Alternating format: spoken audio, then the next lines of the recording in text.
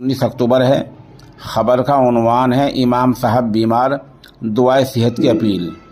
मगरबी उत्तर प्रदेश के ज़िला शामली के गांव सुन्ना में एक मस्जिद है जहां मुफ्ती मोहम्मद राशिद साहब इमाम हैं। आजकल इमाम साहब की हालत ज़्यादा अलील चल रही है।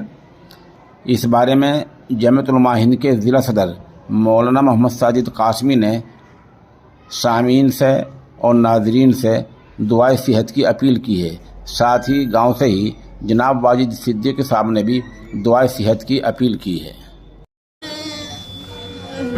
क्या हुआ चाचा? चाचा चाचा ए चाचा चाचा क्या हो रहा है?